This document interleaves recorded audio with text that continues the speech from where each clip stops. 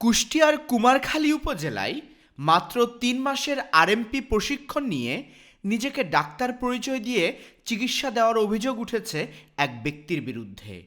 নামের আগে ডাক্তার লিখে ব্যক্তিগত চেম্বার খুলে তিনি দীর্ঘদিন ধরে রোগী দেখছেন বলে অভিযোগ স্থানীয়দের। অভিযুক্ত ব্যক্তি হলেন হাফেজ মোহাম্মদ ইব্রাহিম খলিলুল্লাহ, যিনি বেলগাছি বাজারে একটি মেডিকেল হল পরিচালনা করেন। অভিযোগ রয়েছে তিনি সিল প্যাড ব্যবহার করে চিকিৎসা দিয়ে গত ৩ বছর ধরে সাধারণ মানুষের সঙ্গে প্রতারণা করছেন। এ ঘটনায় ভুক্তভোগী অন্তত ৯টি পরিবার উপজেলা প্রশাসনের কাছে লিখিত অভিযোগ দিয়েছেন। অভিযোগের বিষয়ে তদন্ত করে ব্যবস্থা নেওয়ার আশ্বাস দিয়েছেন কুষ্টিয়ার সিভিল সার্জন। আসলে এরকম তো কোনো চিকিৎসা করার তার সুযোগ নেই।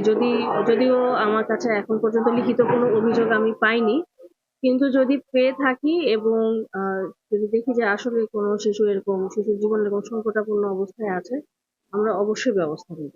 কুমারখালী উপজেলার শিলাইদহ ইউনিয়নের বেলগাছি বাজারে একটি ছোট্ট কক্ষে চেম্বার খুলে চিকিৎসা দিয়ে আসছেন অভিযুক্ত ওই ব্যক্তি। স্থানীয় সূত্র জানায় কয়েক বছর আগেও তিনি মসজিদে ইমামতি করতেন। ২০১৪ সালে মানবিক বিভাগ থেকে এসএসসি পাশ করার পর একটি কলেজ থেকে ডিগ্রি সম্পন্ন করেন তিনি। পরে ২০২৩ সালে কুমারখালী উপজেলা স্বাস্থ্য কমপ্লেক্স থেকে মাত্র ৩ মাসের আরএমপি প্রশিক্ষণ নেন। এরপর থেকেই চিকিৎসা সেবা দেওয়ার নামে কার্যক্রম চালিয়ে যাচ্ছেন তিনি। ভুক্তভোগীদের অভিযোগ, তার দেওয়া ভুল চিকিৎসার কারণে অন্তত 10টি শিশুর শারীরিক অবস্থা গুরুতর ঝুঁকিতে পড়েছে।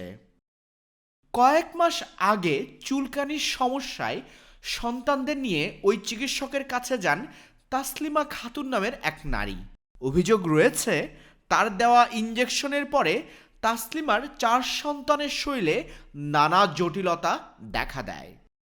একই ধরনের সমস্যায় পড়েছে মৌ আশরাফ ও ফারুক হোসেনের সন্তানেরাও। ইনজেকশন দেওয়া হয়েছিল, ইনজেকশন দেওয়ার পরে মুখ ফুলেছে আর হচ্ছে লোম বেরোইছে মুখে। কারো মুখমণ্ডল অস্বাভাবিকভাবে ফুলে গেছে, কারো পেটে ব্যথা শুরু হয়েছে।